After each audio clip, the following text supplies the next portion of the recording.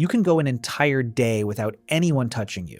You can eat alone, work alone, scroll past hundreds of faces, and fall asleep without hearing a single real voice. And somehow we call this normal. But for 99% of human history, living like this would have meant something had gone terribly wrong. Because for most of our existence, humans were almost never alone. Not emotionally, not physically, not even when they slept. You were born into a group. You ate with that group. You moved with that group. You raised children inside that group. You heard people breathing beside you at night. You woke up to voices, footsteps, smoke, crying babies, laughter, arguments, and fire.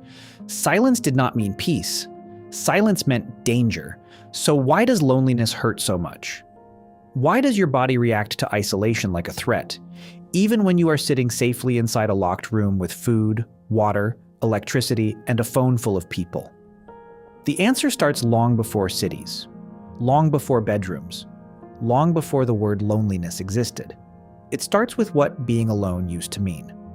For roughly 300,000 years, humans lived in small bands, usually somewhere between 15 and 50 people. These were not crowds. They were not cities.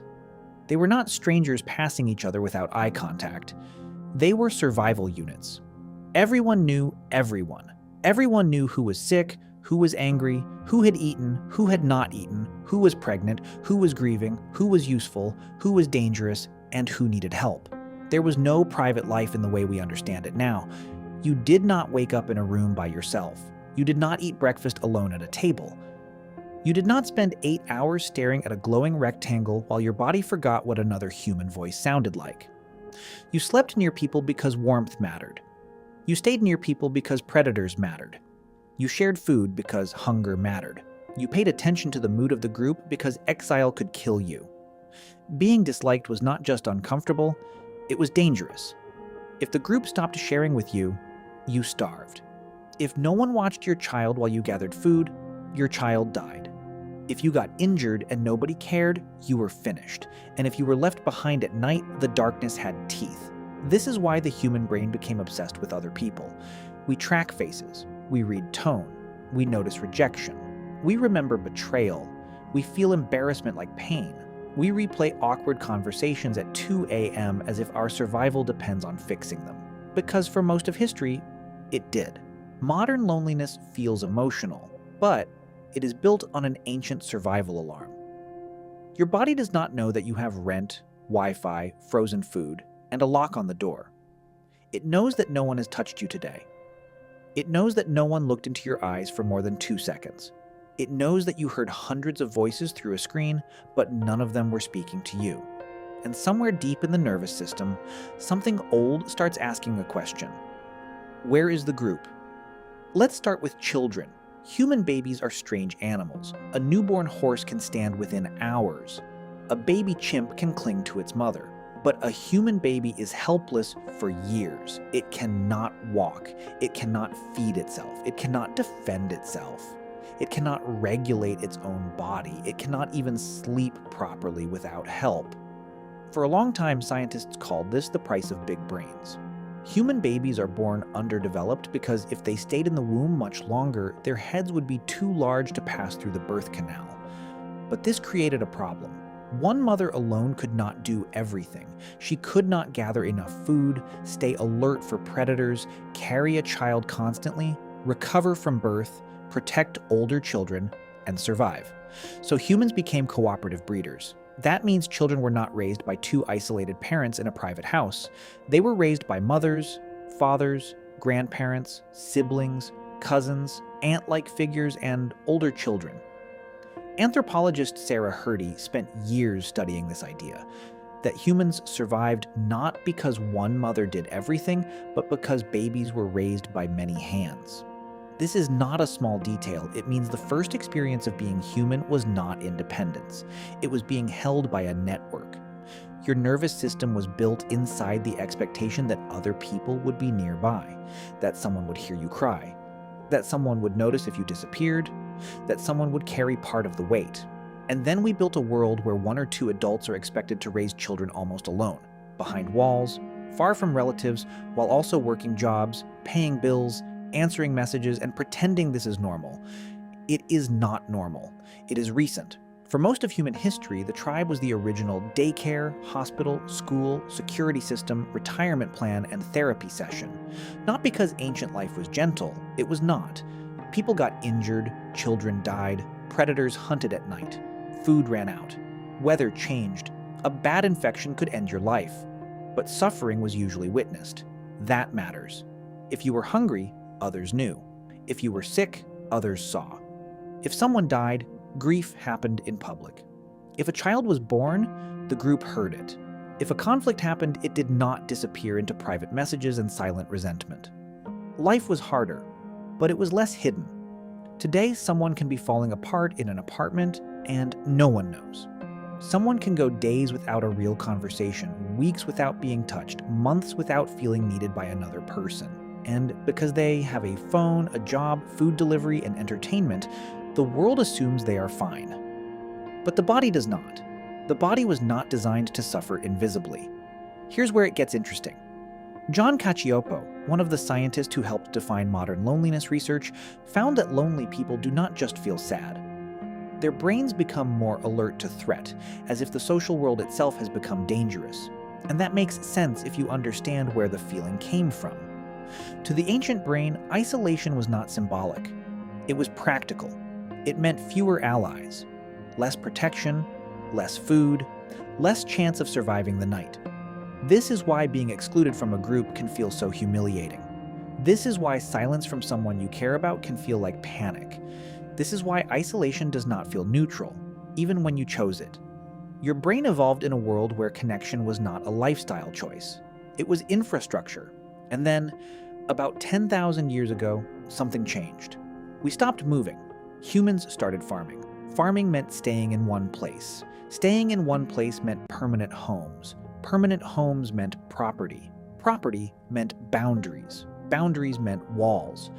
At first, walls protected us. They kept out weather, animals, enemies, strangers, but they also did something else. They separated us. For the first time, human life could be divided into private spaces. My house, my room, your room, my land, your land. This did not create loneliness overnight. Most people still lived packed together for thousands of years. Families slept in the same room, neighbors worked near each other, villages still depended on face-to-face life. But the direction had changed. The group was no longer the only container for survival. Then, cities grew. And cities did something strange. They surrounded humans with more people than ever before, while making those people less connected to each other. In a band of 40 people, every face matters. In a city of 4 million, faces become background. You can pass 1,000 humans in one day and not be known by any of them. Anthropologist Robin Dunbar became known for studying the limits of human social connection. His work suggested that human relationships do not scale endlessly. The brain can only hold so many meaningful social bonds before people become names, profiles, or background noise. That is one of the strangest conditions any human nervous system has ever had to process. Crowded, but alone. Visible, but unknown. Surrounded, but not held. And then modern life made it sharper. Industrial work pulled people away from homes and communities. Careers told people to move wherever opportunity was. Apartments made private living normal. Cars replaced walking through neighborhoods. Screens replaced campfires. Social media replaced presence with performance. Now, you can be watched by hundreds of people and still not be cared for by one. You can post a photo and receive likes from people who would not notice if you vanished for a week. Because the group is not the same as an audience. An audience watches you. A group knows you. An audience sees what you show. A group notices what you try to hide. An audience can disappear the moment you stop performing. A group stays close enough to hear when your voice changes. This is the part modern life keeps confusing. We have more contact than ever and less belonging. More messages, less presence, more followers, fewer witnesses, more privacy, less protection. And privacy is complicated because privacy is not bad. A door can be a beautiful thing. A room of your own can be freedom. Being able to leave the group can protect you from cruelty, control, and shame, but too much privacy becomes a cage. A locked apartment protects the body. It can also starve the social brain. For most of human history, being alone was temporary. You walked away to gather wood, you went into the bushes, you sat at the edge of camp, you had a moment of quiet, then you returned. Modern loneliness is different because there may be no camp to return to. There is just the room, the screen, the fridge, the bed, the ceiling, the same thoughts repeating in the dark. And the cruelest part is that modern culture often calls this independence. You are supposed to be self-sufficient, emotionally regulated, financially stable, productive, private, low maintenance, busy, available online, but not needy in real life. You are supposed to build a life so complete that you do not need anyone. But humans were never built not to need anyone. Need is not a flaw in the system. Need is the system. You needed others to survive birth. You needed others to learn language. You needed others to eat safely, sleep safely, grieve safely, and become a person at all. The idea that a healthy human should be able to carry life alone is not ancient wisdom. It is a modern invention. And it is a very lonely one. So when loneliness hurts, maybe that pain is not proof that you are weak. Maybe it is proof that something in you is still working. The alarm is old. Older than houses. Older than cities. Older than writing. Older than every screen you have ever touched. It comes from a time when being separated from the group meant the fire was farther away, the night was colder, and the things watching from the dark had a better chance. The silence feels unsafe because, for most of human history, silence was never empty. It was a warning. For 300,000 years, humans lived close enough to hear each other breathe. Then we built walls. Then we built cities. Then we built screens. Then we built lives where a person can be completely surrounded by humanity and still feel like no one would know if they disappeared. We did not become lonely because humans changed. We became lonely because the world around humans changed faster than the human nervous system could follow. And now millions of people are living with an ancient alarm going off inside modern rooms, wondering why they cannot make the silence feel safe. For most of history, being alone meant something was wrong. Then we built a civilization where being alone became normal, and now our bodies are still trying to warn us.